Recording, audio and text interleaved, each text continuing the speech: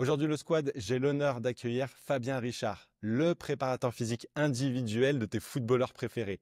Tous les deux, on se connaît plutôt bien et je suis super content de le retrouver aujourd'hui pour parler de son parcours, de sa vision de la performance. On va aborder des sujets hyper variés, que ce soit ses méthodes, ses multiples rencontres et plein d'anecdotes que j'ai eu le plaisir de retrouver dans son livre Performer dans les coulisses du succès des footballeurs que je te montre tout de suite à l'écran. Fabien, bienvenue sur le squat de la performance. Peux-tu te présenter rapidement à ceux qui ne te connaissent pas? D'abord, Max, merci à toi. C'est un plaisir de te revoir. On s'était vu il y a 3 ou 4 ans, si je dis pas de bêtises. Tu étais venu Ouais, nous c'est voir en ça. Ardèche. Et puis j'ai toujours suivi ce que tu faisais. Donc, quand je vois le succès de ton podcast, je suis épaté. C'est top. Pour me présenter vite fait, donc moi je suis désolé les jeunes, je suis un vieux préparateur physique. J'ai 52 balais. Ça fait plus de 25 ans que je fais ce métier. Je parcours le monde pour aller de joueur en joueur, d'aventure en aventure. Et, euh, et ça me plaît, et c'est ce qui fait l'essence de ce que je fais. On fait une formation depuis 12 ans, et là, on a décidé de changer de braquet pour monter Forma Foot, un très gros organisme qui va graviter autour de la performance. Voilà un petit peu Ouais, qui je suis. trop cool. Ouais, donc effectivement, on parlera un petit peu de tout ça, notamment sur la fin. J'aimerais qu'on aborde cette thématique de format foot, mais on va commencer par le début. Tu l'as dit, ça fait plus de 25 ans que tu es dans le milieu. Et notamment dans ton livre, je me rappelle d'ailleurs, il y a 4 ans de cela, tu nous en avais parlé. En 2004, tu fais un stage à Arsenal, une équipe hyper dominante à l'époque et sûrement l'une des plus belles équipes que la Première Ligue ait connue. Pourtant, tu dis ne pas avoir été convaincu et impressionné par leur préparation physique. Est-ce que tu peux nous dire pour quelles raisons? Donc oui, effectivement, dans les années 2000, Arsenal domine la scène mondiale. Et j'ai la chance d'être invité ouais, pour aller voir ce qui se fait là-bas par l'intermédiaire d'Arsène Wenger, qui à l'époque est l'entraîneur référent. Donc, je débarque là-bas, moi, petit Ardéchois, qui n'avait eu que des joueurs amateurs jusqu'à présent, et je débarque là-bas au milieu des Thierry Henry, Patrick Vieira, et ainsi de suite, et ainsi de suite, Gaël Clichy. Puisque là, d'ailleurs, c'est eux deux qui ont fait les Jeux Olympiques, Thierry Henry et Gaël Clichy, Ouais, c'est et ce vrai. qui montre l'importance des réseaux en football. Bon, bref, c'est un autre débat. Et donc, je débarque là-bas. Et je reste au début une semaine et là, je suis en la présence de Tony Colbert, si je me souviens bien. Et on ne parle que de préparation physique, machin. Et je ressors de là, je me dis, mais ouais, ouais, pas de problème. Mais je vois rien qui me fait bander, les gars, là. Là, je suis désolé. Mais c'est pas là que je vais kiffer, quoi. Et le mec, il est seul, ils sont 25, 26. Il est en salle, il Mm. fait les mêmes choses à tout le monde. Tu vois, je me dis non, mais c'est pas ça que je veux. Bon, bref, je repars, mais par contre, ravi des séances d'entraînement que je vois avec Arsène Wenger et Boro Primorac, qui était son adjoint, qui avait beaucoup d'importance d'ailleurs à l'époque. Et là, je rentre et je peux dire, c'est pas ça. C'est pas ça. J'ai adoré, hein, j'ai adoré, mais voilà, je pense qu'il y a mieux à faire. Voilà. Donc, vous allez vous dire, il est fou, le gars. Il débarque de son petit club amateur de la Mastre en Ardèche et il se permet de trouver sa moyen à Arsenal, l'un des plus grands clubs d'Europe. Mais bon, j'avais déjà une petite idée. Donc voilà mon premier passage en Angleterre. Ouais, et ton premier contact avec le monde professionnel. Et justement, par la suite, tu expliques que tu as eu certaines propositions de poste en club et Ouais. que tu refuses celle-ci dans le but de développer la préparation physique individuelle parce que tu es Ouais. convaincu que ça va révolutionner le monde du sport de haut niveau.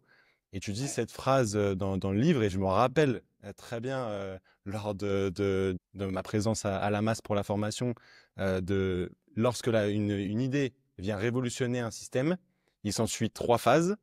D'abord, elle est Ouais. ridiculisée, puis elle Ouais. est décrite comme dangereuse, et Ah, enfin, elle est exactement. considérée comme étant une évidence. Ouais. Aujourd'hui, on Ouais. est en Ouais. 2025, donc plus de 20 ans après. Est-ce que tu penses que cette approche, elle est suffisamment reconnue? En tous les cas, elle s'est développée de manière exponentielle. Au début, sincèrement, et je ne veux pas faire le vieux dinosaure, je pense que j'étais le seul à faire ça, me déplacer de partout là où les joueurs ont besoin. Voilà, le lundi à un endroit, le mardi à un autre, le mercredi à un autre, et ainsi de suite. après, il y a eu une visibilité petit à petit je me souviens d'Intérieur Sport avec Johan Cabaye qui a donné un peu de visibilité à ce métier. Donc les gens en parlent. Donc au début, les gens fracassent, c'est ce qu'on disait, pas rigolent en se disant c'est quoi ça? Et après ils disent bah c'est dangereux. La deuxième phase et la troisième phase, bah ça y est. Là, je pense que sincèrement, enfin, 90% des joueurs ont un préparateur physique individuel. Euh, Ouais. c'est devenu une évidence. Maintenant, est-ce que c'est quelque chose qui a vocation à durer? Je sais pas. Mais moi, ça fait plus de 20 ans que je fais ça vraiment, quoi. Ouais, non, mais carrément. Et justement, on va parler un petit peu de ta philosophie d'entraînement par rapport à tout ça.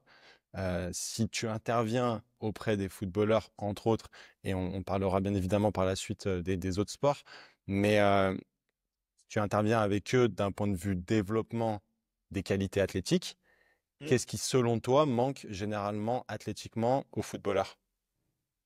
Alors moi, ce qui manque pour moi athlétiquement aux footballeurs, c'est d'améliorer leurs points forts, d'accord? Donc ça c'est un point c'est vraiment ma théorie de travail. Je vois pas pourquoi un joueur ne peut pas mettre 40 minutes en plus dans la semaine en travaillant spécifiquement son point fort. Tu vois, 2 séances de 20 minutes. Là, faut m'expliquer pourquoi est-ce qu'on le fait pas.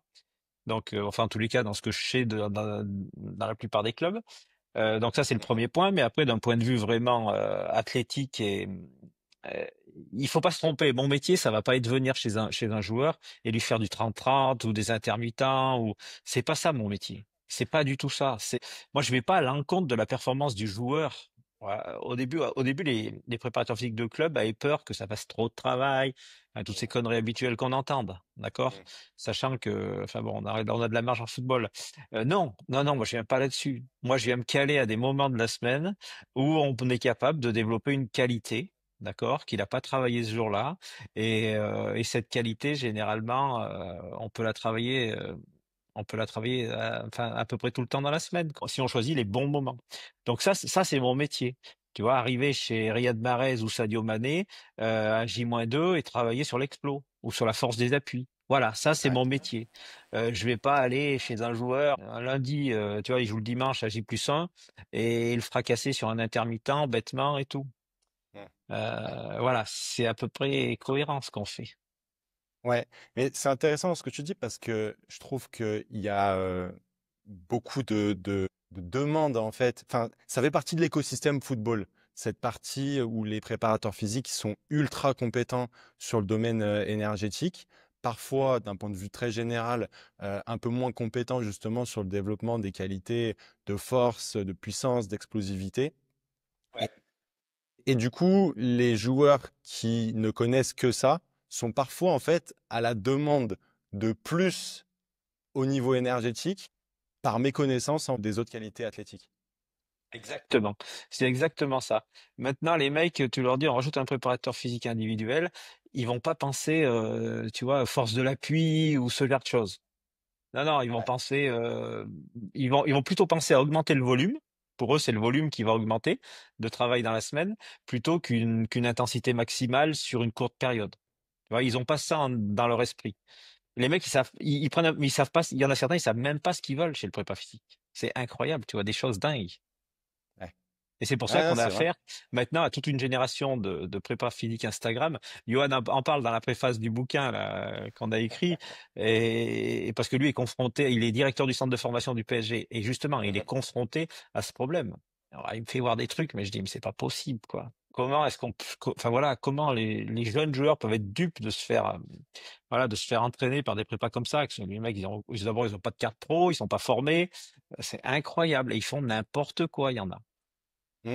Mais c'est intéressant parce qu'effectivement, tu as eu certains joueurs à l'époque un peu de leur prime, ou en tout cas que tu les as amenés à un certain niveau, comme bah, justement Yohan Cabaye, et qui sont aujourd'hui bah, dans les grandes instances du football. Tu as parlé donc de Yohan au niveau du PSG. Il y a Mathieu Bodmer qui est au Havre, Dembaba à Dunkerque, et je pense que j'en oublie certains. Et du coup, c'est intéressant de voir que des joueurs comme ça ont fait confiance à voilà, un travail spécifique et individualisé, à investir sur eux-mêmes, et aujourd'hui se retrouver dans les clubs à des très hauts niveaux, quoi. Tu sais quoi? Je trouve que c'est tellement évident que ces mecs-là soient à des hauts niveaux. déjà à l'époque, ces mecs-là pensaient à savoir comment se développer plus, d'accord? Alors, selon n'importe quel but, hein, le but peut être simplement financier, gagner plus, mais ça peut Mhm. être gagner plus de trophées, ça peut être avoir une carrière beaucoup plus longue, d'accord? Chacun a son but, ça. Mais les mecs, ils avaient pensé à ça, quoi. Dire qu'il fallait se cacher, hein. Je vous parle de, bon, c'est une vieille époque, hein, mais on se cachait pour travailler parce que sinon, il était embêté. Ouais. Alors bien sûr, quand tu arrives après sur des Riyad Mahrez ou Sadio Mané, tu te caches plus parce que les mecs en club, ils font tellement le taf que tout ce qu'ils font à côté, bien sûr, pas de problème. Mais sur Mm. des mecs, tu vois, en développement et tout, vous avez toujours un mec au club pour dire ouais, t'en fais pas trop et tu vas te blesser, enfin, les conneries habituelles que t'entends quoi. Et ce qui me fait peur, c'est que encore maintenant, t'entends encore un petit peu ça à certains endroits. Tu te dis mais c'est pas possible les gars. Et pourtant, on a tous, les mecs, ils sortent tous de master, hein. Les prépas Mm. physiques de club, faut pas arriver, hein. Oui, il y a du Le chemin en bagage, ouais. France, de toute façon, tu vois, pour parler à tes abonnés, si tu as une partie vraiment préparateur physique dans tes abonnés, si tu veux rentrer en club, c'est pas dur, c'est master STAPS, Mhm. alternant, et après, ils te gardent ou ils te gardent pas. Voilà comment ça se passe. Et s'ils te gardent, peut-être que tu vas faire copain-copain avec l'entraîneur, qui ensuite va t'emmener avec lui dans un projet. Voilà le schéma classique d'un préparateur physique de club. Si tu as de la chance, tu vas peut-être gagner de l'argent au bout d'un moment, mais en tous les cas, tu fais pas ce métier pour l'argent. euh, Parce que alternant, tout le monde sait ce que tu touches et tu fais 80 heures par semaine, hein. Tu fais Mm. tout. Master Staps, t'es pas formé quand tu sors de Master Staps, d'accord? T'as des bases théoriques, mais t'as jamais vu un joueur. T'es pas formé, t'as peur dans tout ce que tu fais, et on te demande de faire dans la même semaine de la préparation physique, de la réathlétisation et même de la data maintenant.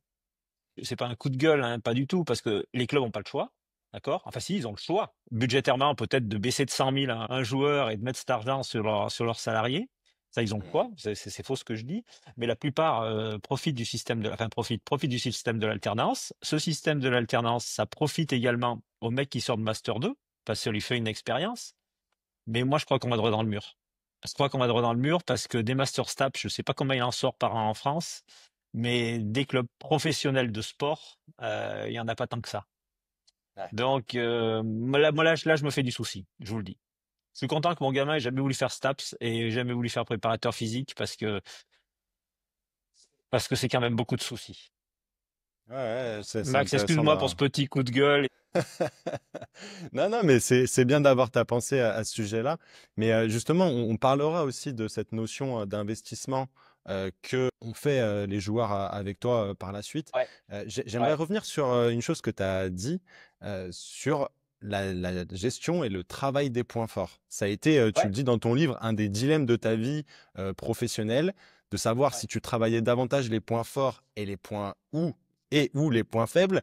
ouais, D'ailleurs, comme je te le disais en off, j'étais avec mon pote Paul Rigaudot qui travaille aujourd'hui avec toi et qui, ouais, comme moi, en fait, a un gros bagage et une vision très santé de la préparation ouais. physique.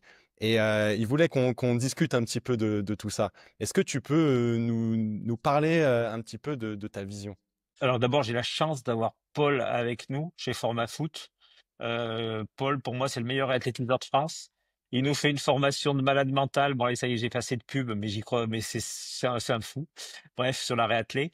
Euh, et et ce dilemme dont tu me parles, entre point fort, point faible, en fait, il a duré, pour moi, il a duré un an, d'accord? Où je me rendais compte que, non pas que je perdais du temps à travailler le point faible, mais c'était plus facile d'envoyer une fiche à un joueur et qui travaille ça en club sous forme de routine tous les jours, d'accord? D'accord. Et que moi je vienne au contact, je vienne voilà, le scorer sur le point fort. Et là, on a vu des vrais changements. Là, on a vraiment vu des vrais changements. Tu vois, mais j'ai mis 6 mois à le comprendre. Euh, Au début, c'est la première chose que tu fais, tu testes, d'accord? Quand tu commences, et en testant, tu te dis, c'est quoi le point faible? C'est la Mm. première chose qui te vient à l'esprit.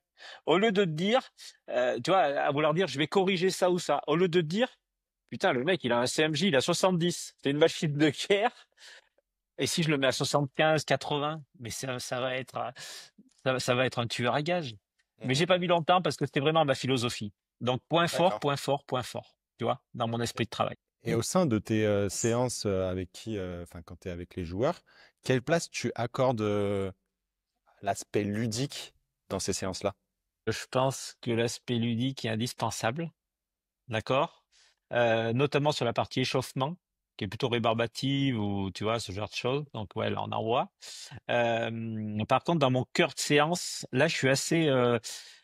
Pourtant, je suis quelqu'un de plutôt ludique à la base, mais dans mon cœur de Mhm. séance, c'est là que je redeviens plutôt sérieux et plutôt la bête de travail à se dire non, non, là, il faut que je pose mes trucs. Par contre, je suis capable de. Moi, j'arrive chez le joueur. Ça va te paraître dingue, tu vas te dire, mais il est fou, lui. J'arrive chez le joueur, je sais exactement quelle est ma trame centrale. D'accord? Qu'est-ce que je dois poser impérativement? Aujourd'hui, je dois faire tu vois, cette série où le mec il est bloqué, Paul, machin, il doit se retourner. Nan, nan. Ça c'est carré. Ça, je le sais. Mhm. Par contre, j'arrive chez le joueur et je le jure sur la tête de mes gamins, je sais absolument pas ce que je fais à l'échauffement. J'amène mes outils et là, faut que je me démerde. Alors bien sûr, il y a l'expérience, tu vois, je pense qu'il y a plus de 1000 séances derrière moi où je vais piocher, je suppose, dans mon inconscient, dans cette expérience. Mais je sais pas. Je sais pas. Par contre, ma Et, trame centrale, si je l'ai pas mise, c'est pas bon. Ma séance, pour moi, elle est pas bonne. et du coup, sur tes choix d'échauffement, comment tu les Ouais. fais? Est-ce que c'est lié à comment tu sens le joueur en arrivant? Ouais. Ouais, complètement.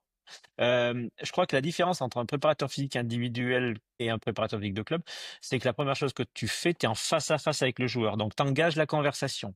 D'accord? Comment ça va? Tout le monde va bien à la maison? Comment ça s'est passé ce week-end? Tu t'es trouvé bon? Tu vois, enfin voilà, t'orientes ton travail. On n'est pas des préparateurs mentaux. Je suis pas préparateur mental, absolument pas. Je suis un fils de commerçant, donc de petits commerçants. Donc la première chose qu'on t'apprend dans ce milieu-là, c'est l'empathie. Enfin, on te l'apprend Ouais. pas, c'est que tu dois l'avoir, sinon tu es un mauvais commerçant. Et ça, je crois que c'est inné. Tu l'as ou tu l'as pas. Et je crois que voilà, je l'ai développé grâce à mes parents. Et grâce à cette empathie, eh ben, tu sais soit parler à des moments où il faut parler, soit ne pas parler, poser les bonnes questions. Donc, tu vois, c'est tout ce travail-là qui est fait en amont pour la partie échauffement. Ouais, je vois très bien. Ok. Et pour parler d'une thématique bien précise que tu évoques dans le livre et que Ouais, voilà, qu'il y a certains moments que tu peux montrer sur les réseaux, etc., c'est les séances dans le sable. On voit ouais, ah notamment oui, que tu en as fait avec Clément Grenier. Tu en parles ouais, aussi dans les formations que tu as pu faire avec la FIFA et notamment au Gabon. Quelle est ouais, l'utilité et les bénéfices selon toi? ouais. Alors moi, ce que j'aime, parce que j'aime ce que je fais, c'est quand j'arrive chez les gens, je sais absolument pas où je vais. C'est, qu'est-ce que tu fais? Tu screens tout de suite. Est-ce qu'il y a des pentes? Est-ce qu'il y a des marches? Est-ce qu'il y a du sable? Tu vois, c'est trois moyens naturels de développer quelque chose. Alors attention, ce ne sont que des outils. Il faut pas se tromper et tu sais ce que font souvent les mecs sur Instagram, ils voient une séance par exemple dans le sable et eux ils vont le faire pendant 6 mois quoi. Ils vont faire du sable pendant 6 mois. Non, le sable est un outil, d'accord? Le sable, moi, m'aide d'un point de vue musculaire. Rajouter sur un appui fort, magnifique, d'accord? Tu veux faire ton fameux contraste de charge dont je parle tout le temps, que j'aime beaucoup, tu prends du sable. D'accord. Mm. Où est-ce que j'étais dans le sable? Partout. J'en ai pas trouvé partout, c'est pas vrai. Mais par exemple, tu vois, à Dubaï, quand bah, je suis bête, au Qatar, Arabie Saoudite, chaque fois on a trouvé du sable. Bah, là, on l'utilise. Et à côté, tu te mets pas très loin d'un plan plutôt stable et tu fais un super contraste de charge. C'est la force de l'appui. Ouais, trop cool. Oh, très intéressant. Et j'aimerais qu'on parle plus en profondeur sur bah voilà, les collaborations que tu as pu avoir, les relations avec les joueurs. Ouais, On va commencer par le tout début, qui est sûrement l'un des plus beaux bijoux que le football ait connu. ouais. C'est bien évidemment Hatem Ben Arfa. Ouais. Quel souvenir tu gardes de cette première collaboration? Ah, j'en garde le souvenir que je trouve à thème à un moment de sa carrière où c'est vraiment dur. C'est vraiment dur. Je crois d'ailleurs, il est malade. Il est malade et il va pas à la cérémonie de remise des trophées, tu sais, où avec le car, il déambulait son champion de France. Je crois qu'il y va pas. Mais bon, je pense que la maladie, il était effectivement malade, mais il n'est pas dans une bonne période de sa vie. Il joue Ouais. pas, machin, et il repart un an d'après à Marseille, après être en équipe de France et tout. Et je pense que, au-delà du fait qu'il a énormément travaillé pendant 6, 7, 8 mois, tu vois, vraiment beaucoup, beaucoup travaillé, euh, le mec pointu, machin. Je crois que c'est quelqu'un qui sera, durant cette collaboration, à l'image de sa carrière, très haut et à des moments très bas, est capable d'aller très bas. Et s'il avait eu cette constance, alors je ne sais pas si elle est mentale, peut-être c'était sa limite, hein, Mhm. voilà, mais s'il avait eu cette constance, à thème serait Ballon d'Or. Mhm. Je le dis, je crois que je le dis dans le livre, c'est Mathieu Bodmer, parce qu'on faisait les séances ensemble. Mathieu Bodmer me Ouais. disait, Fab, je le répète tout le temps, il me dit, tu le mets à Lorient, et s'il veut que Lorient soit champion de France, ils seront champions de France. Ouais. À tout le monde. Je sais pas si tu te rappelles de sa saison. Après, je le revois à Newcastle, bien sûr, intenable. Mhm. Après, ça a été catastrophe, tu vois, à Hull. Mhm. Après, il part à Nice, il est injouable. Incroyable. Je sais pas Mhm. si tu te souviens de ces matchs. Il Ouais, c'est était ouf. injouable. Et après, il part au PSG, tu vois, où il ressemble. Mais je Mhm. pense qu'Athènes avait besoin, tu vois, d'être au centre du truc. Lui dire Mhm. qu'on l'aime. Tu vois, simplement, dis-lui que t'aimes, dis-lui que tu l'aimes. Dis-lui que voilà, c'est toi, t'as le ballon, t'es le meilleur. Et là, le mec. Ils avaient une équipe à l'époque, tu vois, c'était plutôt fin 2000, les années 2010, là par là. À Mhm. Newcastle, tu avais une équipe où sur le papier, les mecs, si tu additionnes, vu que vous savez tous très bien que le classement se fait en fonction des budgets, d'accord? Des ovnis comme Brest l'an dernier, ça arrive une fois tous les. Bon, bref, très peu. Ouais. Newcastle avait peut-être le 10e budget de Première Ligue, ils avaient fini cinquième. Avec cette époque-là, tu avais Yohan Cabaye, Hatem Ben Arfa, Dembaba, Papi Cissé, t'avais Ouais, beaucoup de francophones, ouais. beaucoup de francophones. Ils avaient créé une communauté qui allait au-delà justement de la francophonie. Et Johan me disait toujours, mon but, c'est pas de rester avec les Français. C'est au contraire d'aller, tu vois. Et c'est ce qui fait souvent ce qui fait souvent la différence. Comment les étrangers s'intègrent. Et là, Mhm. il s'était intégré fantastiquement bien. Bon, bref, tout ça pour revenir à notre ami Hatem, qui cette année-là est encore injouable et l'année d'après est catastrophique. Mhm. Mais ce qui est Mais intéressant, c'est que Athème, bah, comme on l'imagine et comme on l'a vu, c'est un joueur extrêmement technique. Et souvent dans le football, bah, il y a ce truc de se dire, bah, en fait, si le joueur c'est un fin technicien, on a l'image plus récente, on va dire, d'un Léo Messi. Pourquoi travailler l'aspect athlétique? Et c'est marrant finalement que tu tombes sur lui dès les premières collaborations. et en fait, tu te rends compte que ces mecs-là, ils ont besoin de toi quand ils sont dans le doute. Ouais. Tu vois? Quand ils sont en haut, leur technique leur suffit. Ils n'ont pas besoin de, tu vois? Ils n'ont pas besoin de se faire mal dans ces moments-là. Mais par contre, quand ils sont en bas, ils ont besoin de toi. Mais si c'est à peu près cohérent ce que tu proposes, ça match. Enfin, c'est explosion. C'est explosion. Ouais, carrément. Et pourtant, pour avoir eu, j'en ai parlé tout à l'heure, un Sadio Mané, par exemple. Mhm. Sadio, je pense, tous mes amis sénégalais m'en voudront pas, mais c'est pas le plus fort techniquement. Mhm. Par contre, physiquement, attention. La machine de guerre que c'était, Sadio, moi je sortais avec des bleus de partout, hein. Machine de guerre. Et le mec, tu le fais bosser sur son point fort qui était ça. Regarde à Liverpool, c'est devenu. Voilà. Ouais, légendaire. Ouais. C'est marrant parce que tout à l'heure, donc, tu disais que beaucoup de séances étaient cachées du club. Ouais. Ça doit l'être encore aujourd'hui par Oui, rapport à certains contextes. Et malgré tout, on a beaucoup parlé de Johan Cabaye. Tu ouais, débutes avec lui la collaboration au LOSC ouais, et celui-ci décide de ne rien cacher au club et ouais, notamment à son préparateur physique de l'époque, Grégory Dupont, qui, on le rappelle pour ceux qui ne le savent pas, a travaillé notamment pour l'équipe de France et le Real de Madrid. Et donc, tu dis dans le livre que Grégory était super ouvert au fait que voilà, il fasse un travail supplémentaire. Comment tu ouais. expliques cela? Pas parce que le mec il est intelligent. Le mec il se rend bien compte que Johan progresse, tu vois. Alors, on s'est jamais parlé. Je l'ai jamais eu D'accord. au téléphone. Je le connais pas. Ok. Mais je sais exactement toutes les séances qu'il faisait au LOSC. Bien sûr, je connaissais le contenu, machin, et je voyais à quel moment je pouvais Peut être transfert. rajouter un plus pour Johan. Mais le mec, il est pas con. Il a gagné la Coupe du Monde. Mhm. Il est passé au Real avec Zizou. Voilà, le mec, c'est une référence, hein.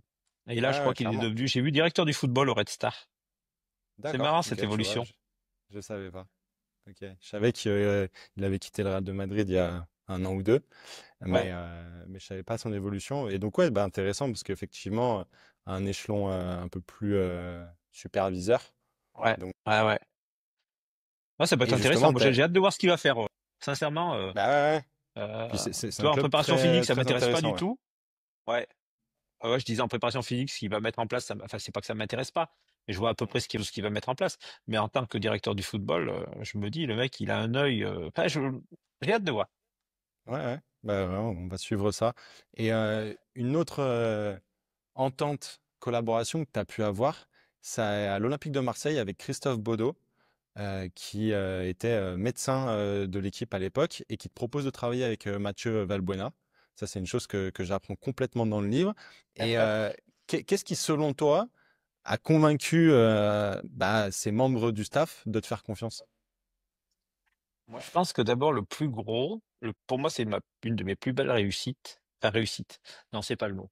Reconnaissance, peut-être. Même si je cours pas après Mm. la reconnaissance, la plus belle reconnaissance, c'est quand Claude Puel m'envoie ses deux fils. Là, pour moi, c'est le Graal. Parce que pour moi, Puel, physiquement, c'était la référence. Tu vois, c'était vraiment, c'était fort. Tu savais que quand tu avais Claude Puel comme entraîneur, là, là, ça allait pas rigoler, là. Ça Bon, rigolait bref. pas, non. Donc Ouais, ça, je c'est vois toi, bien. c'était le premier point. Et ensuite, le Christophe Baudot, je l'ai connu grâce à Florian Thauvin, D'accord. bossé avec Florian Thauvin. Et Flo me dit un jour, Fabien, il y a le docteur de l'équipe qui veut manger avec toi. Oh putain, je dis ok, pas de problème. Et en fait, donc on va manger quelque part et je me rends compte que ce mec, c'est normal hein, qu'il soit passé par les clubs il mérite du Liverpool, il mérite de ça. Christophe, c'est le plus compétent que j'ai jamais vu. Bref, et en fait, je pense qu'il venait me tester au repas. Il Ouais, devait bien se dire sûr. un préparateur physique à la con, machin et tout. Ouais. Et je pense qu'il trouve que je suis peut-être pas si mauvais que ça. Et donc, en intersaison, il me dit, Fab, j'aurais Mathieu Valbuena à faire bosser. Je dis, pas de problème, je vais m'en occuper. Super. D'ailleurs, c'est très bien passé. Super mec, Mathieu. Je crois que je l'ai fait 3 saisons, 2 ou 3 saisons. Après, j'ai envoyé mon adjoint. Bon, bref. Derrière, je suis de passage dans le coin et il me dit, Fab, viens, quand il est à l'OL. Durant son passage à l'OL, il me dit, viens, on va manger. Et tout là, c'était passé d'un repas où il allait me tester un peu à Marseille à un repas super amical et un grand plaisir voilà, d'aller manger avec Christophe. Au Hall Paul Bocuse à Lyon. Ouais. Voilà. Et alors, je l'ai de temps en temps par texto. Moi, dès que j'ai un joueur blessé, malheureusement, il n'a pas beaucoup le temps, même s'il a monté sa clinique à Mérignac là-bas. Mhm, Moi, mhm. c'est direct, hein. Et Oui, il il a faut aller monté un voir truc Christophe solide. Baudot. Ouais, il a monté un gros Ouais, ouais. truc. Voilà, Ouais, c'est le plus fort en France. C'est médecin numéro 1. Il n'y a pas photo. ok, ouais, ouais, oui, non, ouais, on est d'accord. Il est passé par les plus grands clubs français et aujourd'hui, Tu l'as il connu à est là où l'OL, il est. toi, peut-être? Ouais, un petit peu, ouais. Ouais, ouais. Ouais. Mm. Et j'aimerais qu'on parle de la notion d'investissement dont tu parlais tout à l'heure. Et forcément, ça me fait penser à Nadir Belhadj, qui Ouais. te sollicite pour briller et te dire qu'il veut devenir le meilleur joueur du Qatar Ouais. alors qu'il a plus de 30 ans. Ouais, c'est Est-ce que fou. selon toi, on peut continuer à progresser après 30 ans? Ouais, bien sûr, mais de fou. Même à 35, 36, 37, 50 ans. En fait, ce que tu vas faire, c'est que tu vas pas régresser si tu travailles. Alors que si Ouais. tu travailles pas, tu vas régresser. Donc c'est une forme de progrès. Mais quand Nadir m'appelle, 3 fois, je crois, ils l'ont appelé. 3 fois son agent. Non, au début, je rigole. Au deuxième fois, je dis, oh, non, non, vous êtes gentil, mais non, moi, le Qatar, ça m'intéresse pas. Puis finalement, à la troisième, tu te dis, ouais, bon, qu'est-ce que vous avez à me raconter? Et il t'explique, non, non, mais moi, ce que je veux, c'est être le meilleur joueur du Qatar. Ok. Je me dis, bah merde. Tu vois, je pensais pour moi, à l'époque, Qatar, c'était 2012, 13, par là. Mmh. C'était retraite, tu vois, retraite dorée. Ouais, bien Le sûr. mec, il a fait une jolie carrière, l'OL, Portsmouth, tu vois, je pense qu'il avait pris un peu d'argent. Et là-bas, je découvre un mec fantastique, à dire, et un bosseur de dingue. Et il bosse vraiment beaucoup. Il bosse vraiment beaucoup. Et ce qui est bien, c'est que là-bas, j'ai pu me régaler au niveau travail parce qu'ils ont, tu sais, ils ont séance le soir, 19 Ouais, ou 20 heures. ouais. Donc, tu imagines les journées de libre qu'on a pour caler des choses. Ça, c'est top, ouais. Donc là-bas, c'était régalade. Et pour la petite histoire, Nadir est devenu le meilleur joueur du Qatar et derrière a signé des contrats, des super contrats. Ouais. Donc Et, voilà, c'était gagné. et c'est ce pourquoi je voulais discuter de ça avec toi. D'une part, par la notion, effectivement, que tu peux progresser après 30 ans et surtout qui respecte, en fait, tu parles du fait de travailler pour au moins maintenir, et ça respecte, en fait, le principe de la thermodynamie qui est l'entropie, Ouais. de use it or lose it. Et si tu Ouais. travailles pas, bah, tu perds tes capacités. Et ça me paraît essentiel de le rappeler. Mais aussi parce Ouais. que il a investi parce qu'il a sorti de l'argent pour travailler avec toi, Ah oui. pour répéter, pour récupérer, pardon, X fois Fois plus. 10. Ouais. Fois 10, fois... Mais J'ai plusieurs joueurs qui m'ont c'est dit, mieux que la crypto, en fait. ah non, mais moi, j'ai l'auto. Eh oui. Là, le dernier joueur, je dirais pas qui, mais il a fait fois 2 sur son salaire. Attention, attention. Je dis pas que c'est grâce à moi. D'accord? Oui. Je fais partie de sa performance. D'accord? Je Mmh. suis un des piliers de la performance. Mais en mettant tout ce qu'il a mis en place, le mec, il a fait fois 10. Mmh. Et tu vois, sur les 150 joueurs que j'ai dû avoir dans ma carrière, eh ben, j'en ai bien savoir. Qui a pas gagné au loto? C'est marrant parce que tout à l'heure, tu me parlais de Claude Puel.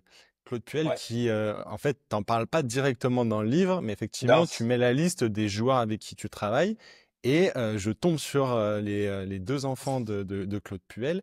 Et j'ai été effectivement assez étonné au vu du profil, ou en tout cas de l'image qu'on peut avoir de Claude Puel, de t'envoyer ces deux enfants. Ouais. Alors moi, je le connais pas personnellement. Enfin, je l'ai eu deux, trois fois au téléphone, tu vois. Ouais. Il m'avait reçu en stage, mais en 2000, tout début, Ouais. début à Lille, au LOSC. Ouais. Putain, déjà, j'étais arrivé, le mec. Oh là là là là. Oh, une machine. Une machine. Ok, le mec en short qui s'est metté des brins à tout va sur le terrain. Ouah, je dis putain, magnifique, je veux bosser avec ce gars. J'ai jamais pu bosser avec lui. Bref, et un jour, donc les agents, l'agent de, je crois que c'était de Paulin, ou je sais plus lequel des deux est venu en premier. Non, c'était venu les deux en premier la première année. Ouais. Bon, on m'appelle, il me dit est-ce que vous pouvez, machin. Et j'ai vu le papa au téléphone après. Et je dis bien sûr, aucun problème. Et j'ai trouvé deux mecs super, les deux gamins super là. Mhm. D'abord, ils ont pas fait une. Paulin a pas fait de carrière vraiment. Euh, Par contre, Greg, si, hein. Il a joué un peu Mhm. après Ajaccio. Et Ouais. après, je l'ai perdu de vue. Ok. Mais c'était deux gamins éduqués. Voilà quoi. Ouais. Magnifique. On a beaucoup parlé de football et on y reviendra, mais toi finalement, il n'y a pas que le football, bien que ça soit quand même ton cœur de cible et Ouais. ton premier amour. Donc, tu Ah ouais. as travaillé dans le tennis, tu as travaillé avec des Ouais. basketteurs, tu as travaillé et Ouais. tu travailles toujours dans le cyclisme depuis quelques années. J'aimerais qu'on aborde en fait ton processus d'approche quand tu découvres professionnellement Ouais. un nouveau sport. Oh là là, c'est là que ma carrière se relance à chaque fois. Enfin, pas se relance, mais ça me remet le cerveau en activité. Tu vois, c'est assez Mhm. passionnant. Toi, tout à l'heure en off, tu m'as parlé de ta passion pour la boxe anglaise, Mhm. et voilà, le développement que tu fais dans ce sport-là. Mais je pense que, enfin, tu pourras en parler aussi, mais mentalement, ça nous met dans un schéma de progression, mais incroyable. Moi, ça fait déjà 8 ans que je suis dans le vélo. J'ai calculé, j'aurais jamais cru. Donc j'ai à 90%, j'ai des footeux et 10% le reste, c'est d'autres sports. Parce que Ouais. ça me permet de me challenger, tu vois. Comment tu travailles avec Arnaud Desmar, qui est le meilleur sprinter français de ces 30 dernières années. Euh, donc, d'abord, tu analyses l'activité, d'accord, comme ce qu'on a fait en Mhm. football au début, et tu te rends compte qu'Arnaud, ben, pendant 200 bornes, le but, c'est de se cacher le plus possible. Donc pendant peut-être 4 nuits, tu vois, entre 3 et 4 heures, se cacher le plus Mhm. possible, pas prendre de vin, faire le moins de watts possible. Et et tu vois, je veux dire, les 10 dernières minutes, c'est monter en puissance énorme pour finir sur une explosion de 10. Quand je te dis 10 secondes, c'est même pas 10 secondes. À faire 1700 watts, tu vois, sur les 100 derniers mètres. Donc, comment tu intègres, voilà, comment tu vas te dire que il faut travailler ça ou ça? Ça, c'est passionnant. Et l'avantage qu'il y a dans le cyclisme, c'est que c'est l'entraîneur avec qui je suis en collaboration. Donc, tu vois, avec Arnaud, c'est avec Julien Pinault, Mhm. un entraîneur exceptionnel. Bon, bref, Jules m'a envoyé les séances, la planification, en me disant Fab, là, qu'est-ce que t'en penses? On pourrait mettre musculation là, tu vois. Enfin, et ensuite, on définissait le niveau d'intensité, ce qu'on voulait faire, ce qu'on voulait développer. Et après, tu débats de tout ça. Et je pense que tu vois, Ouais. les teams vont devoir, enfin, ils n'y arrivent pas financièrement, je le sais, parce que voilà, j'en ai parlé avec Julien à Groupama, mais intégrer un vrai prépa dans un club, enfin, dans une team cycliste. Mais pas un truc, pas un mec que tu payes à la pige, hein. Ben, ils le font tous, et le mec qui paye à la pige, ils viennent à Calpe en stage, ils font les tests, machin. Non, non, un mec qui soit chargé de la planification, de la force en cyclisme, tu vois, ça c'est, il gagnerait tellement à faire ça, au lieu de Mhm. se disperser. Bon, bref, donc j'adore le vélo. Et puis, ouais, tu es toujours en contact avec ça. Et quand tu as travaillé dans le tennis ou même dans le basket, qu'est-ce que ça t'a Ouais. apporté? Bah, le tennis, ça a été ma première athlète de haut niveau, c'était Ravan Rezaï. Ouais. D'accord? C'était à Saint-Étienne. Bon, tu découvres d'abord l'isolement de la tennisman. Mhm. Tu découvres les schémas familiaux, souvent dans le tennis féminin, enfin les schémas qui font que toute la famille est imbriquée voilà, dans la réussite de la petite. Ouais. Tu découvres des gens fantastiques aussi, mais le point faible, c'est que tout tourne autour de la gamine, quoi. Mhm. Ah, tu vois, Ravan, c'était ça. Voilà, c'était La le centre du pression. truc. Ouais, ouais. Comment veux-tu que mentalement ces gens fassent pas des burn-out? Ils en ont toutes parlé, hein.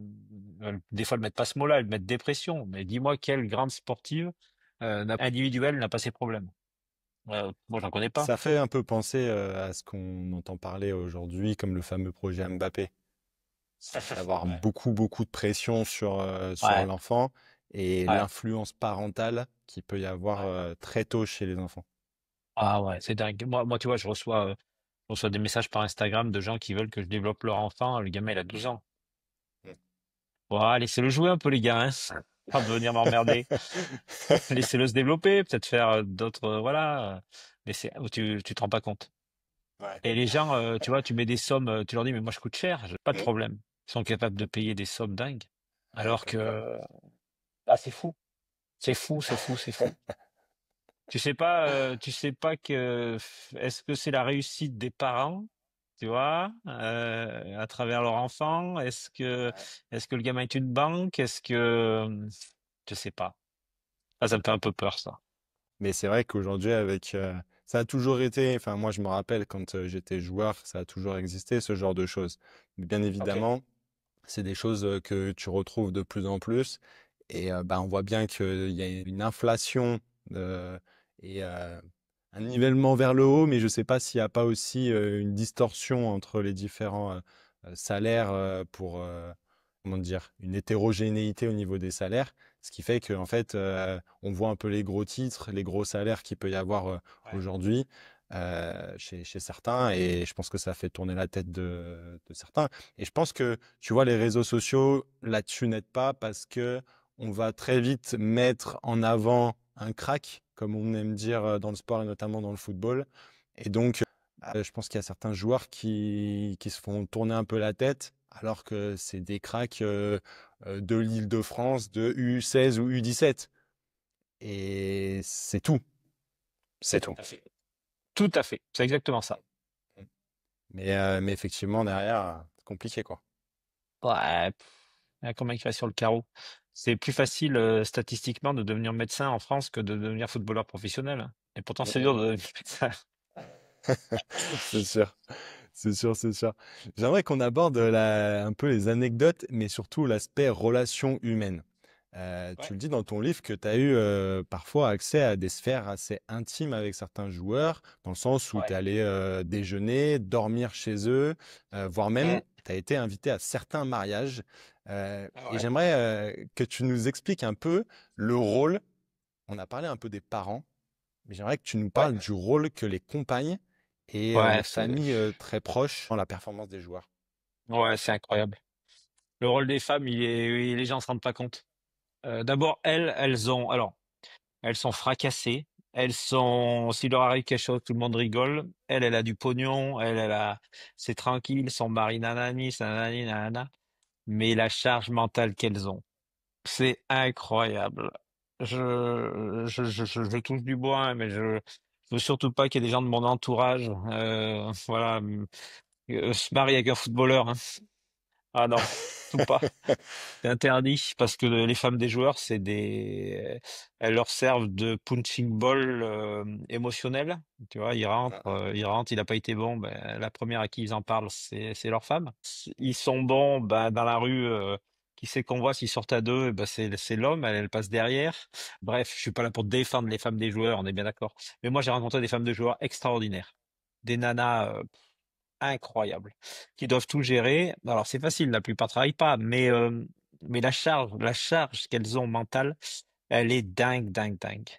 Euh, Et tu vois, euh, toutes ces nanas-là, souvent, ils la rencontrent au début de leur carrière, les joueurs.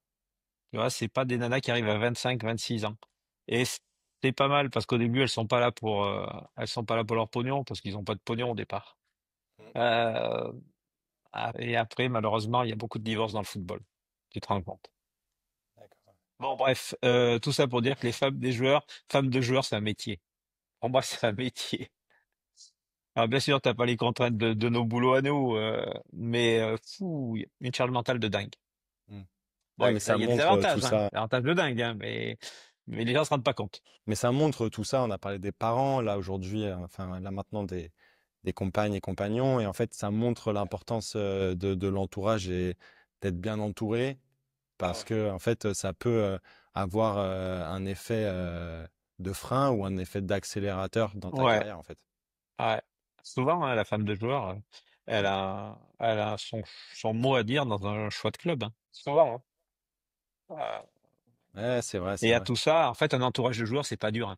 Un entourage de joueurs, c'est sa femme, ses enfants, ses parents, ses agents, et ça, c'est son cercle proche. Ses frères et sœurs, bien sûr. Ça, c'est le schéma classique d'un entourage de joueurs, ce qu'on appelle l'entourage du joueur. Plus peut-être le conseiller financier s'il n'est pas trop con. Euh, voilà, les gens que le joueur sur lequel il va s'appuyer et avec lequel il parle le plus, c'est ces gens-là. Quand on dit l'entourage du joueur, vous voyez, c'est rien d'autre. Après les copains, les machins, ouais, moi j'y crois pas bien. Mm. Dans le football, il faut savoir que les mecs ont très peu d'amis, hein.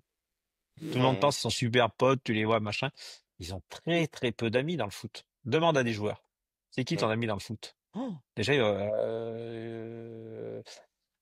et puis après, ça revient peut-être un, peut-être deux, mais ils sont pas d'amis dans le foot. Tu l'appelles un ami, hein. Le mec que tu peux appeler si t'es Ouais, dans la ouais, merde, ouais. tu vois.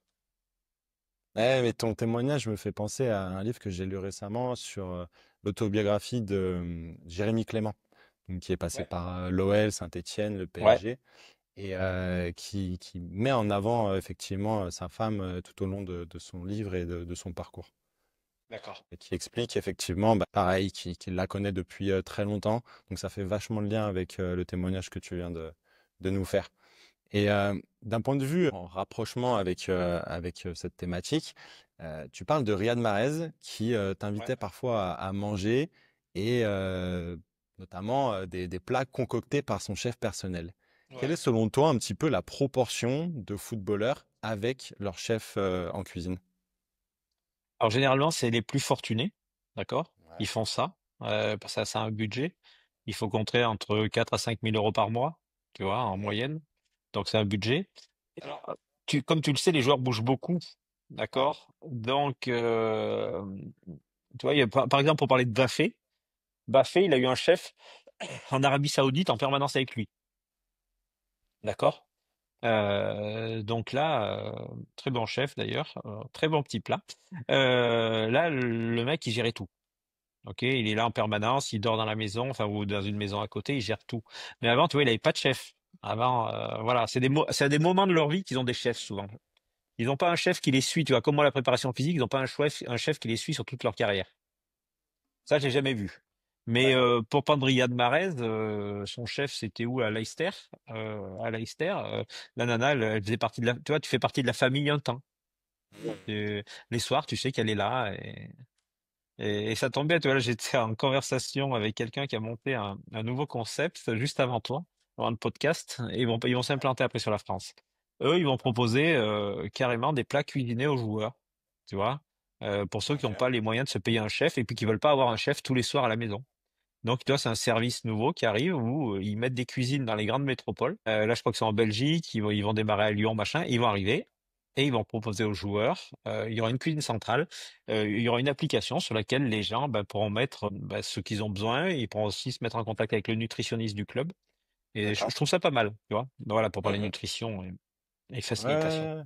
Non, mais effectivement, 5 000 euros, tu vois, c'est un coût, mais en fait, Ouais. proportionnellement à certains salaires, ça Oui. représente pas grand-chose, en fait. Non. Non, Donc, non, non, c'est un gain qui est incroyable pour bien sûr. avoir quelque chose qui soit cohérent par rapport à pour performer derrière, quoi. Enfin, Exactement. On C'est sait pour des gens, l'importance aussi de cet pour des gens aspect-là qui dans sont la à, perf. tu vois, oh, bien sûr, pour des gens qui sont à 200 000 euros, tu vois, 5 000 Ouais. euros, voilà, c'est 2,5% du salaire, quoi. Est-ce que tu mets pas 2,5%? Si t'es mieux physiquement, bah, au moins Ouais. t'en tentes au moins pendant 6 mois, puis tu vois. Bah ouais, ouais, ouais. Ouais, comme tu dis, effectivement, déjà d'essayer pendant Ouais. un temps et de voir ce que tu peux Ouais. en tirer. Donc, on a très bien compris que tu étais très proche du haut niveau, sans pour autant que tu sois affilié à un club et jamais Ouais. aujourd'hui au niveau de ta carrière. Ouais. Pour autant, quel regard justement tu portes sur le monde du sport de haut niveau et peut-être plus spécifiquement au niveau du football, mais tu peux élargir les choses. Je suis bluffé par le niveau des préparateurs physiques français. Tu vois, tout le monde, chaque fois, crache sur les préparateurs physiques français, la formation à la française. Alors, Mhm. les entraîneurs français aussi. Euh, Moi, je trouve dingue, dingue, dingue, dingue. Tu vois, pour avoir, enfin, j'ai dû faire au moins une trentaine, non, peut-être pas 30, je vais dire, au moins 20 championnats différents de football de haut niveau. C'est quoi la différence entre un Français, un Portugais, un Espagnol, un machin? Bah, les mecs, ça. Alors, bien sûr, les Portugais, en ce moment, ils sont à la mode depuis 10 ans parce que t'as toute l'école du tout intégré, Mhm. nanana, nanana. Bon, bref, ils sont à la mode dans le monde, mais parce qu'ils savent se vendre. Mais tu vas pas me dire qu'un Bruno Genesio est moins bon que certains coachs. Je le connais pas, Bruno Genesio, hein, mais vu les résultats qu'il a, qu'il est moins bon que certains coachs qui sont, voilà, qui sont ailleurs. Mhm. Euh, Moi, partout où je vais, je vois des Portugais. Les Portugais, ils sont partout. Portugais, Espagnols. Ouais. Ah, faut arrêter. Alors, après, pour partir sur la préparation physique, moi, je trouve que la préparation physique française, on est fantastique. Les préparateurs physiques français. Euh, on n'a rien à envier à personne, hein.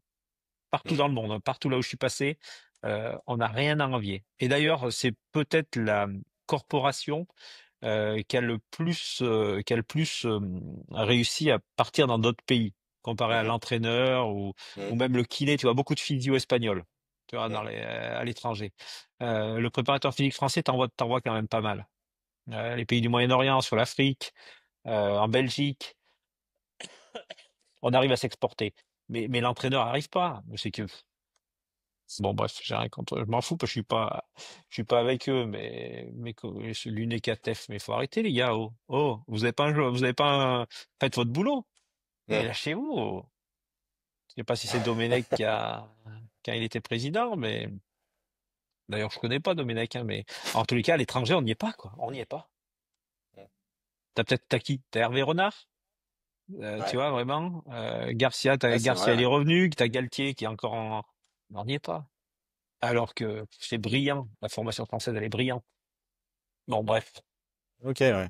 Et c'est marrant que tu parles de tout ça parce que j'ai interviewé Lucas Do qui avait fait une belle carrière en Ligue 1 et notamment au FC Nantes, Ouais, qui, quand il a intégré à un moment donné Gand, ouais, et sur la fin de sa carrière, ce qui lui a permis de toucher de près, on va dire, la Ligue des Champions. Et pour ceux qui veulent écouter, je leur mettrai en description le lien de l'épisode. Et je lui posais la question de est-ce que au fur et à mesure de sa carrière, la préparation physique estivale était de plus en plus dure.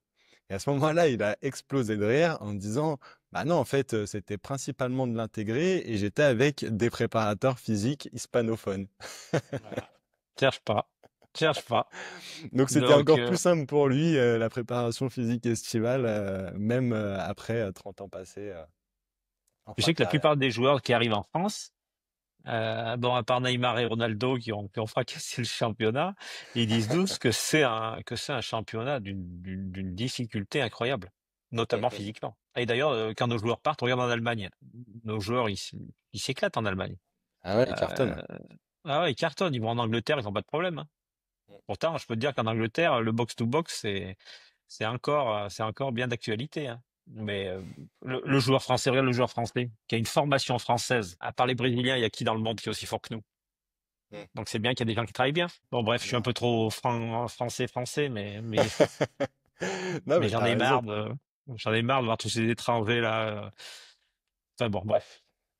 En lisant ton livre, Fabien, ça m'a fait penser qu'on pourrait faire une rubrique que j'ai jamais faite ici sur ce podcast, une question un peu tac au tac. Je vais te poser Ouais. des questions Allez, sur vas-y, le envoie. joueur le plus technique, le plus travailleur, Ouh là là etc. là là. Et tu vas essayer de me trouver, bien évidemment, dans les joueurs avec qui tu as pu travailler. Donc on commence par le joueur le plus travailleur. Kevin Dunquet, Karl Medjani. Ok. Je t'en donne deux. Le plus, le plus technique. Riyad Mahrez.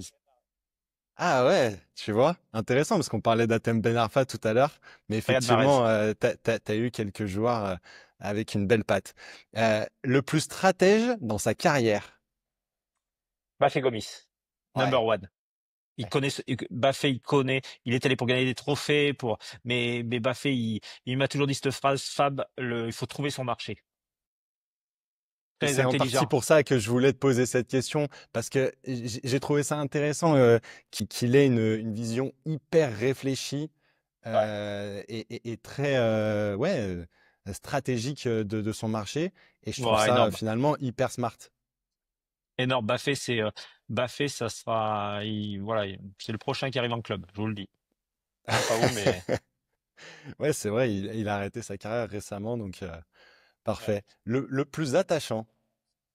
Ah non, mais là, je vais me faire des ennemis parce que, ah, non, non, non, non, j'en ai trop. Aucune T'en as réponse, trop. ça sera une réponse de Gascon. J'en ai trop. J'ai vraiment des mecs. Bon, bref. Le plus gourmet. Max, je sais pas ce que ça veut dire gourmet. Quelle est la définition vraiment exacte de gourmet? Ça veut dire Celui qui apprécie les bonnes choses culinaires. un culinaire. Faut pas dire de bêtises parce qu'on va dire lui il a pris du poids donc Qui aime les bonnes cartes de ouais, restaurant. Pas il y a des forcément bonnes cartes justement de les fast-food. restaurant. Ouais. Il m'a souvent invité au restaurant dans des bons restaurants et je l'en remercie d'ailleurs. Bafé Gomis, Bah, fait Gomis. la petite maison en Le, Turquie, ouais ouais ouais, un chef chez lui. ouais, carrément. Le plus compétiteur. Ah, ils le sont tous, mais vraiment un mec où je me dis, il veut vraiment gagner. Ah là là là là, peut-être Yo, hein, Yo, il voulait vraiment gagner. Hein. Yo Yohan Kamai. Cabaye, ouais, Ouais. c'était compétiteur, ça c'est sûr. Hein. Mm. Ouais, c'était un vrai Et compétiteur, Yo. au-delà du foot, Oh bah il y en a un que bon, voilà, j'ai aucun problème à le dire. Il est nul d'ailleurs à ce sport-là, c'est Clément Grenier que j'ai toujours battu au tennis. Donc là, mais c'est un sacré compétiteur. Il aime pas perdre non plus, j'aurais pu le mettre dans la liste. le plus gros chambreur. Ah, ben ça c'est un chambrage que j'aime beaucoup, c'est quelqu'un que j'ai beaucoup d'estime. Anthony Mounier. Anto Mounier, tu dois avoir, Ouais, il est marrant. t'as Rami avec qui t'as moins Ah ouais, travaillé, mais Rami, j'ai eu Adil 6 mois. Ouais, mais Rami, j'avais ça pas devait le être pas même. mal. Ouais, ouais, ouais, ouais, mais j'ai pas le même. Non, plus tchatcheur, si tu veux. Adil, tu vois, je l'ai Ouais. connu 6 mois à Fenerbahçe. Mm. Il est plus sur la tchatch que Anto, c'est la chambre. Vraiment, sa chambre. Et c'est ce que j'aime. Après, voilà, on vient de ce Ok. milieu-là dans le foot. Dans le foot amateur, c'est de la chambre tout le temps. Complètement, complètement. Et on a parlé pas mal de l'aspect mental, donc celui qui a Ouais. le plus gros mental. Alors, est-ce que c'est un fou comme Dembaba? Tu vois, Mm. qui dans sa carrière passe de se péter tibia péroné alors qu'il est en Belgique et qui commence juste à mettre 4 buts et revenir et se repéter encore en Chine et revenir. Ouais. Tu vois, moi ça c'est des mecs. Le mec il a pas fait de centre de formation, mais est-ce qu'un Riyad Mahrez qui a pas fait de centre de formation non plus, c'est pas des mentales de fou? Est-ce qu'un Sadio Mané qui sort mais les gens ils croiraient même pas, il jouait pieds nus ce gamin Mm. au Sénégal, tu vois, ils ont tous un gros mental. Ceux qui font une carrière, ils ont un mental de dingue. Et en sortir un, ça me gênerait par rapport aux autres. Mais tu Ouais, vois, bien ceux que j'ai sûr. cités, c'est énorme. Mais pour sortir en football pro, Mm. il faut un mental de malade mental. Ah, mais je sais qu'avec toutes ces questions, je te mets dans la merde, Fab. Bah, mais c'est un plaisir d'y répondre. C'est même La marrant. plus grosse surprise de ta carrière. Celui où tu t'imaginais pas et qui a fait ouais, la plus grosse surprise. Ah, moi, j'aime bien ce que fait Serhou, hein. Ouais. En ce moment, Serhou Guirassy. Moi, quand je le prends, il a Amiens. Mm. Et je peux te dire que c'est pas la star du championnat. Hein. Ouais. Et là, il a fini troisième au Ballon d'Or africain cette année. Il est parti à Dortmund. Bon, ben ça, c'est un choix qui lui incombe, mais je pense qu'il va aller mieux. Enfin, c'est beau Dortmund, hein. Mais je pense qu'il va aller à Chelsea. Il va aller. Donc, fait ce qu'on a fait avec Baffé, au moment où on le prend. D'ailleurs, Baffé, chaque fois là, j'étais à l'aéroport de 6 heures du matin avec ma capuche, personne ne me reconnaissait. Tout d'un coup, j'entends Fab! Oh putain, j'y sais qui. Et c'était Baffé derrière moi, qui partait prendre un avion. Et il m'a répété, il a dû me la répéter 100 fois, cette phrase, hein. Fab, pourquoi on n'a pas commencé à travailler avant? Oui, je l'ai pris à la Ouais, sortie de Lyon. Et lui, quand je le prends, je le teste, je vois ce qu'il vaut. Putain, je me dis, bah là, je peux dire que là, c'est pas gagné, hein. C'est un des plus faibles que j'ai vu. Et il fait derrière, bon, ce qu'il a fait. Un Karl Medjani à Ajaccio. mm, Au début, je veux pas le prendre, tu vois. Et je pense qu'il fait le maximum du maximum que ses possibilités lui donnaient de faire. Donc lui, il a rien à regretter. Voilà. carrément. La séance la plus folle ou la plus atypique que tu aies pu organiser? La plus atypique, c'est Karl Medjani, Coupe du Monde 2014, juste avant. D'habitude, Karl a besoin de savoir je fais quoi, tac, tac, quel jour, quelle heure, machin, quelle seconde près, le nombre de répétitions de série. J'arrive et il me dit on fait quoi? Je dis je sais pas. Je sais exactement ce que je vais faire. Et donc j'ai deux anecdotes. Celle-ci, la première où eh ben je le mets en très haute intensité maximale pendant 45 minutes. Il respire pas. Il est sous l'eau. Il passe de bondissement à se retourner, aller vite, machin. 45 minutes. Il me regarde avec des yeux, mais il a même pas le temps de respirer. Tu vois? Je le mets, mais là-haut, là-haut, là-haut. Et il sort de là, et je lui dis, c'est bon, t'es prêt. Ça, c'est la première. Et la deuxième, c'est quand il est capable de 2 heures du matin, dans les rues d'Athènes, d'aller faire des 30-30 en rentrant d'un match moyen, où j'avais Ouais, assisté. Il me dit, t'as pensé quoi de mon match? Il jouait défenseur central, il avait touché 3 ballons, possession de balle tout le temps pour lui. Je lui dis, bah, je sais pas, t'as couru combien, tu penses? Moi, je pense que t'as fait 2 kilomètres dans le match. Et il me regarde et il me dit, t'as raison, on y va. Et là, on part compenser ça à 2 heures du matin dans les rues d'Athènes. Ça, c'est des séances atypiques, complet. ouais, carrément, Mais carrément. j'en ai 2000. Au milieu de la Ouais, Chine, au milieu, avec des Gignac, au milieu de, à Monterrey, dans les montées. Ouais, j'ai eu une vie incroyable, grâce au football. ben justement, on va parler de ta plus belle anecdote, ton plus beau souvenir en séance. Plus beau souvenir en séance, mon plus beau souvenir en séance, est-ce que c'est pas quand, là, j'ai un joueur dont je tairai le nom, qui a battu. On a un record là, en ce moment, on s'amuse. Et ce joueur, contre toute attente, hein, mais vraiment c'était complètement inespéré, réussit à franchir ce que je lui demande au niveau performance. Et là, c'est une explosion de joie d'abord de lui et de moi, tellement mais il a travaillé, travaillé, travaillé, et on n'avait pas eu d'indice qui disait qu'il réussirait ce genre de marque. Et il a réussi, et là je me dis, putain, oh, enfin on a gagné la Coupe du Monde tous les deux. Deux gamins, on sautait dans les bras. Voilà, ça c'est des moments fantastiques. Ouais, je vois très bien. J'ai vécu ça récemment là avec un combattant en boxe anglaise sur un box jump complètement concentrique où il était assis et Ouais, on allait chercher un peu une perf et quand il ouais, l'a battu, ouais, en fait, ouais, tu viens chercher de la compétition. Tout à l'heure, on parlait de l'aspect ludique et je pense ouais, que le ludique aussi peut passer par un aspect de compétition. Et aller chercher en fait de la performance et développer des choses par ces aspects-là. Et ton plus beau souvenir hors séance? c'est la chance d'être devenu. Certains joueurs sont devenus des amis, pas beaucoup, Mm, tu vois. Et, euh, et la reconnaissance de mon travail, mais pas médiatiquement ou. Mais tu vois, quand je suis invité à des mariages, des baptêmes, des anniversaires, tu dis, tu comptes. En fait, ce que tu as ouais, fait a compté pour le joueur et il te remercie par ça. Et tu dis, ben, j'ai pas fait mon travail trop mal. Tu vois, ça c'est des. Là, tu vois, j'étais invité au mariage de Bafé Gomis dernièrement. J'ai malheureusement pas pu y aller parce que je suis allé récupérer le diplôme de kiné de ma fille. Euh, pour moi, ça avait plus de, voilà, ouais, plus bien sûr. de, voilà, de sentiments. Mais voilà, ce genre de choses. Bon, il y a des joueurs avec lesquels on a même créé des projets professionnels. Tu vois, c'est Mhm, aller au-delà du sport. mm, mm, mm. Euh, voilà, ça crée des. Bon, en fait, je crée des aventures. Depuis le début de ma vie, je Ouais, crée des aventures et qu'est-ce que je m'éclate. ouais, carrément. J'ai deux autres petites questions comme ça avant de Ouais. finir et de clôturer avec quelques questions. Euh, Quel est ton plus gros regret dans ta carrière de prépa physique Indy? Euh, Pas avoir réussi à faire travailler Eden Hazard. C'était pas une mince affaire là, hein.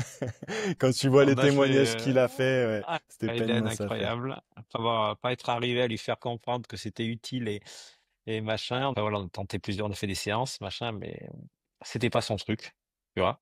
Bon, il a eu raison jusqu'à Chelsea. Et après, bien sûr, Mm. sur la fin, au Real, bon, mais ça s'est mal fini. Est-ce que c'est à Mm. cause de ça? Je sais pas. Bon, bref, ça, c'est un de mes plus gros regrets. Pas avoir réussi à faire travailler Eden. Et là, ouais, non, non, c'est tout. C'est tout après des regrets, non. Ouais, ouais. Et pour finir, ta plus grande gratitude dans ce métier? C'est quand, tu vois, quand Claude Puel m'avait envoyé ses gamins, ça m'avait vraiment, vraiment touché. Incroyable. Tu te Ouais, dis, c'est une putain, certaine marque ce que je fais, c'est de cohérent. reconnaissance. Ah ouais. Ou tu vois, pour parler pas, on va pas parler que du foot, parce que je vais te saouler avec mon foot. Mais bon, toi, Max, tu viens du foot. Arnaud démarre, une année, il remporte à peu près tout ce qu'il voulait quand il appuyait sur la pédale. Au Giro Italia, le championnat de France, machin. Et à Noël, je reçois une boîte de chocolat avec sa photo. Tu vois, il avait fait pour remercier tous les gens qui l'avaient entouré. Un maillot cyclamen, donc de meilleur sprinter du Giro, et un maillot de champion de France, les deux signés. Bah, tu te dis, putain, d'abord la classe du mec, Mm. c'est incroyable. Et toi, il remercie les gens qui l'ont aidé dans ce moment-là de sa carrière. Et ouais, pour moi des remarques de reconnaissance. Ça fait sens. Ouais, J'aimerais pour finir un peu sur cette interview, qu'on parle de tes projets pédagogiques, dont ouais, on a un petit peu parlé au début de cet échange. ouais, Quelle est ta mission avec la formation Format Foot à l'heure ouais. actuelle? Alors nous, on a créé notre propre enfin, j'ai créé ma propre formation il y a 12 ans déjà. Les clés de la préparation physique, petite formation amateur, c'est-à-dire que je poste un truc sur Instagram une fois par an. Tu te retrouves avec 20 mecs à la Mastre, dans le plus beau département de France, en Ardèche, pendant 3 jours. Et l'an dernier, on s'est dit, mais il faut qu'on accélère le truc. On va créer Format Foot avec Bastien Angelos, que tu connais, Bastien, un Mhm. ancien de l'OL, dans lequel et Sylvain Charrère, qui est le directeur de la performance du Servette de Genève. Brillant, archi brillant. Je me suis entouré en fait de mecs beaucoup plus forts que moi sur certains domaines. Mhm.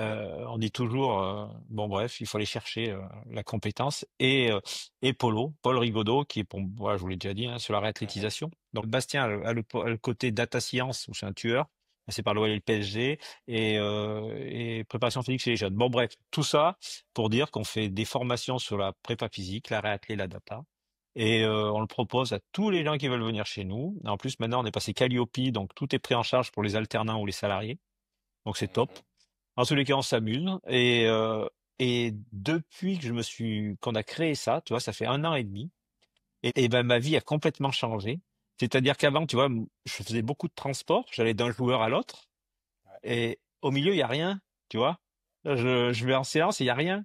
Là, je dois avoir 400 messages par jour de mes deux artistes, de mes trois artistes, pour dire pourquoi on ferait pas ça, pourquoi on ferait pas ça, et si on faisait ça. Oh là là là, ma vie a. Enfin bon, c'est le bonheur total. On s'éclate à travers ces organismes de formation et il y a des idées de folie. On va sûrement faire un podcast sur lequel on Trop cool. t'invitera bien sûr, Max, Trop et cool. on va faire là on a eu une idée de dingue, mais bon, faudrait peut-être pas que je le dise, ils vont m'insulter, mais on est en train de créer un vrai créateur de séance. Donc Ok. ça va être la sortie de juin, j'espère juin, où les mecs ils arrivent, ils prennent leur exo, il y a des photos, des vidéos, des quantifications, des Mhm. voilà, bah, ils ont décidé tout le temps. Et mais qu'est-ce que j'aime ma vie, Je sais que ça qu'est-ce fuse que j'aime. dans ces cerveaux-là pour avoir collaboré avec eux et bien les connaître. Mais trop cool. En tout cas, moi, il y a quelque chose qui m'a marqué dans le livre, c'est que tu dis aussi via cette formation et depuis voilà plus de 12 ans, c'est que tu te veux aussi d'une certaine manière ambassadeur de ton village qui est le socle de ta personne. Ouais, Et j'ai trouvé ça assez émouvant parce qu'effectivement, on vient chez toi à la Mastre voilà, dans des conditions familiales où on est extrêmement bien reçu et ça peut un peu décontenancer si on n'a pas l'habitude de ouais, ça, dans le sens où il n'y a pas de grosse technologie, c'est pas un centre énorme, c'est le football, le vrai, le football amateur. ouais. Et puis tu es là avec ton énergie et ta personnalité. Et je dois notamment souligner quelque chose, je ne sais pas si je te l'ai déjà dit hein, voilà, au téléphone ou quoi, mais pour avoir fait beaucoup de formations depuis près de 10 ans, c'est la formation où j'ai créé le plus de liens avec des stagiaires, enfin voilà, des apprenants et qui sont venus à la Mastre. Donc voilà, c'est que ce soit des mecs comme Yaya, Souleymane, Arnaud, Jules, Hicham ou Haussmann que je salue grandement parce que c'est des mecs avec qui j'ai des relations assez régulières et, Ah, c'est euh, et génial. avec et qui me font en fait réfléchir, que ce soit d'un point de vue professionnel et même personnel. Donc ça, tu vois, c'est quelque chose où je suis assez reconnaissant d'avoir fait cette formation, ne serait-ce que par rapport à cet aspect humain, en fait. Bah, je te remercie, Max. Ça me fait vraiment plaisir et ça me touche parce que c'est le fondement de notre truc. Et chaque Mm, fois, je le dis, quand les mecs viennent alors je suis pas là pour vendre, j'en ai rien à cirer. Nos formations, elles sont complètes, il y a pas de problème. Mais ce qui ressort du truc, c'est que les gens repartent avec du business. Alors, t'es pas là ouais. pour le business, mais ils repartent avec des relations, avec des mecs qui font ça. Là, j'en ai encore deux là. Ils viennent de créer une boîte ensemble. Un qui est Ok. prépa sur Paris, un autre en Belgique, et ben il propose un concept comme ça. D'autres a fait travailler lui dans ce club, a amené lui dans ce club. Mais c'est ça que je veux, moi. C'est Mm, ça, mm, mm, tu vois. C'est et puis je donne généralement, je donne des endroits où dormir et les gens vont tous au même endroit. La dernière formation, il y avait un super prépa d'origine sénégalaise qui a dit, trouvez-moi du poulet. Je lui bouge pas. Ça tombe bien à la masse. On a les meilleures boucheries de France. Je vais te trouver ça. Le soir, il a invité 20 personnes. Il avait fait un poulet sénégalais. Mais, mais, mais tu viens pour ça. Les mecs, ils échangent leur téléphone. Dit, je cherche un prépa physique là. Je cherche un kiné là. Ma- Mais, mais c'est ça la vie. mm, mm. Et c'est ça que je veux, en fait. Ouais, Moi, je vis carrément. pour ça, quoi. Parce que Ah, leur dire que bien sûr, tu sais, enfin, dans les formations classiques, les gens, le soir, ils repartent chez eux et terminé, quoi. mm. Ouais, c'est ça. Et moi, c'est quelque chose dont j'ai horreur parce que quand je vais en formation, en fait, on y va pour une partie plus ou moins importante pour le contenu, Bien sûr. plus ou moins importante pour le formateur et Ouais, l'intervenant et ouais, ou les intervenants, mais ouais, aussi et surtout pour l'émulation personnelle, ouais. professionnelle qu'il peut y avoir. Et en fait, tu dois bien le voir parfois sur certaines années où tu as des, comme tu dis, des Mmh. émulations qui sont plus ou moins importantes. Et en fait, Ouais, d'une part, toi, ça te facilite la tâche, et d'autre part, ben, en fait, tu remplis davantage la mission et le plaisir que tu as à être présent, en fait. exactement. C'est exactement ça. Non, non, c'est du bonheur. C'est que du bonheur. Bah, trop cool. Pourvu que ça dure. Pour finir, je vais te poser ma dernière question, ma question passe décisive. Qui Ouais. aimerais-tu entendre passer au micro du squat de la performance? J'aimerais entendre passer Sylvain Charrère. Ouais, ok. Sylvain Charrère,